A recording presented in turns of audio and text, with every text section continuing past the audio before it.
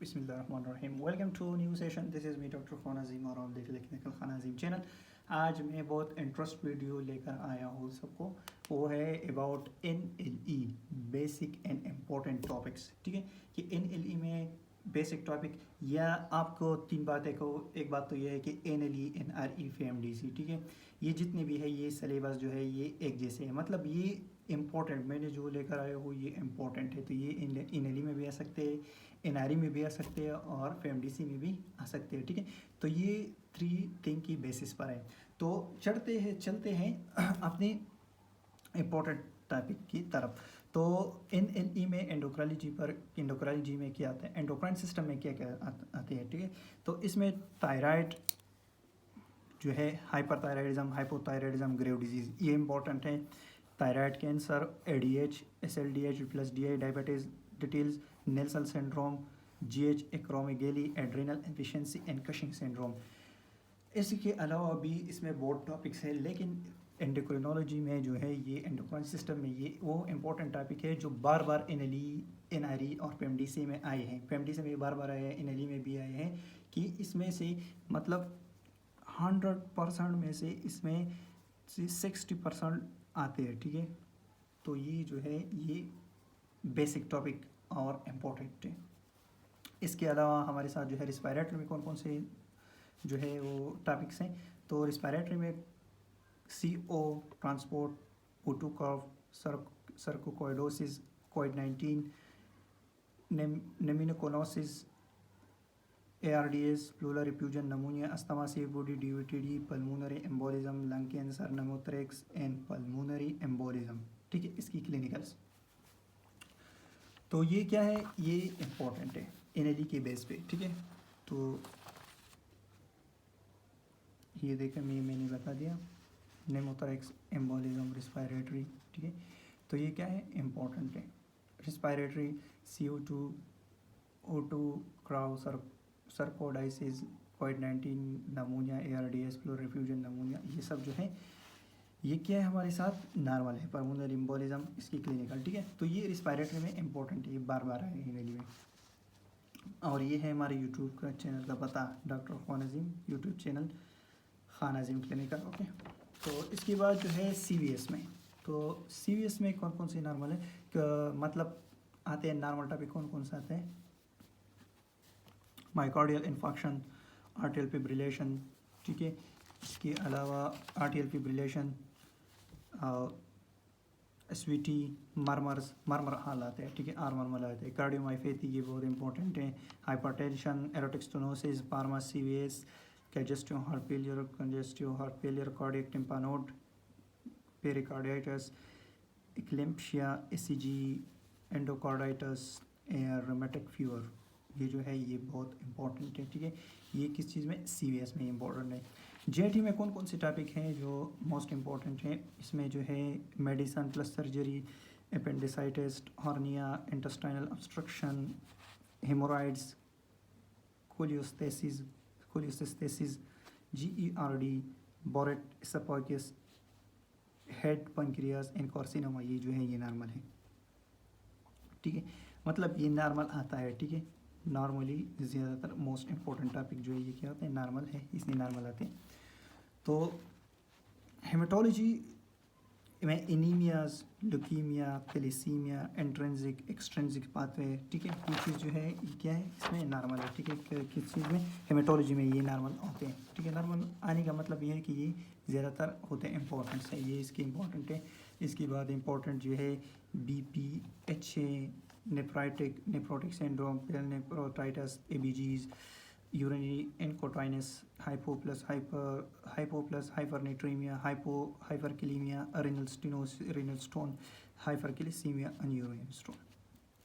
ये जो है ये इम्पोर्टेंट है, मोस्ट इम्पोर्टेंट किस चीज़ के लिए, रेनल सिस्टम, ये रेनल सिस्टम में आता है। ठीक है, इसलिए न्यूरोलॉजी, तो न्यूरोलॉजी में क्या है, epilepsy plus anti epileptic drugs, spinal cord injury, anaesthesia, 6B syndrome.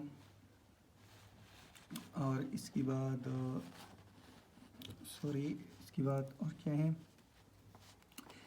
एफिड्रोल plus ड्रोल हेमाटोमास। Okay, और इसके बाद है Horner syndrome, headaches, CSF analyse meningitis and seizure, ठीक है। तो ये मैंने बता दिया है आप सब लोगों को कि GIT में ये आते हैं एपेंडिसाइटिस, हार्निया, ऑब्स्ट्रक्शन, कोलेस्टेसिस, ठीक है, GERD, बर्ट एसोफेगस, ठीक है। और ये जो है ये हेमाटोलॉजी में क्या आते हैं leukaemia, thalassaemia, intrinsic factor, extrinsic factor. और ये मैंने बता दिया आप लोगों को ये क्या है रेनल, तो ये रेनल में आते हैं।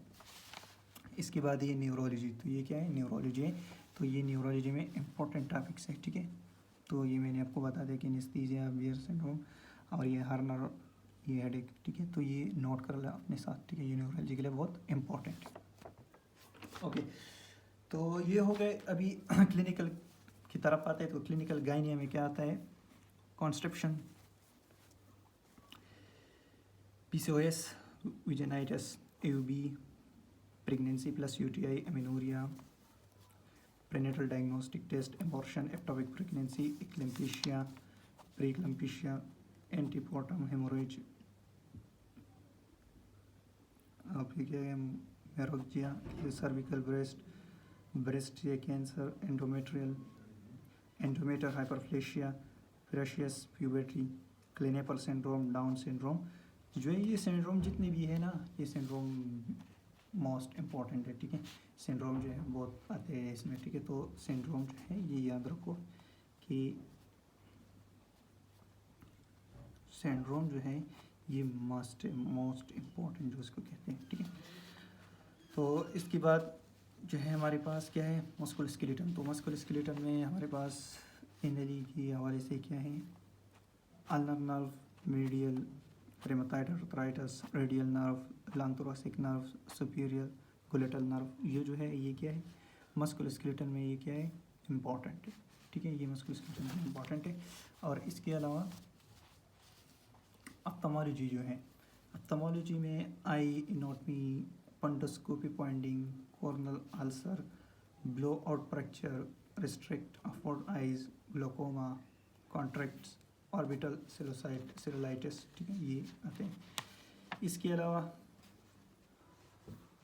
ENT में क्या क्या चीज़ आते हैं, तो ओटाइटिस मीडिया, रेनाइटिस, एपिस्ट्रिक्सिस, एक्सोटॉक्सिस, mastoiditis, oropharyngeal cancer, epiglottitis, sebaceous cyst and foreign bodies.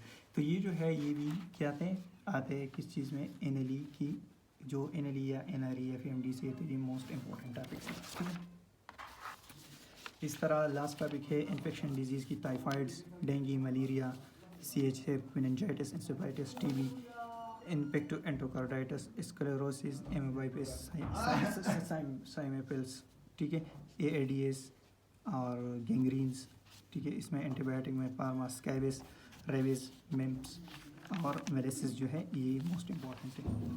और इसके साथ जो है पेडियाट्रिक्स, ओके। तो पेडियाट्रिक्स में जो है डेवलपमेंट माइलस्टोन, मेलाइसिस, पाइलोक्स्टेनोसिस, एपिगुलाइटिस इन मम्स और इसके साथ इंटरसेप्शंस, ये जो है ये पेडियाट्रिक्स के लिए इम्पॉर्टेंट है, ठीक है।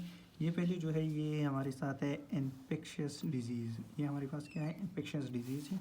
और दूसरे हमारे पास जो है पेडियाट्रिक्स, ठीक है। तो इसके बाद ऑप्थेल्मोलॉजी, पैथोलॉजी। तो पैथोलॉजी में एपोप्टोसिस, नेक्रोसिस, हाइपरकिलेशिया, डिस्प्लेशिया, कैल्सिफिकेशन, मेटाप्लेशिया, ठीक है, ये आता है। ये खासकर इम्पोर्टेंट जो है ये पैथोलॉजी की बेसिस पर है। जी फार्माकोलॉजी में जो है complete important, biochemistry important, vitamins, surgery जो है ट्रामा, प्री एंड पोस्ट, ठीक है, GCS, जनरल सर्जरी, ये जो है इसमें क्या होता है, ये आता है, ये नॉर्मल होते हैं, ठीक है। इसमें क्या है नॉर्मल है। इसके बाद हमारे साथ क्या है ग्लाइकोजन स्टोरेज डिजीज़, वैक्सीनेशन और रिमोटाइड फीवर, ये जो है ये हमारे साथ इम्पॉर्टेंट है, ठीक है। ये जो है वैक्सीनेशन, ये जो है ये क्या है पेडियाट्रिक्स में। सर्जरी में trauma, pre ops, GCS and general surgery. और पेडियाट्रिक्स में जो है वो क्या है ग्लाइकोजन स्टोरेज डिजीज़, वैक्सीनेशन जो है ये नॉर्मल है। रोमेटिक फीवर जो है ये बहुत इंपॉर्टेंट रूल्स बनाता है, ठीक है। तो ये हमारे पास थी इम्पॉर्टेंट टॉपिक्स अबाउट NLE। तो ये थी हमारे पास NLE, NRE और FMDC की मेन टॉपिक्स। तो मिलते हैं नेक्स्ट सेशन में, तो हमें याद रखें। अल्लाह हाफिज़।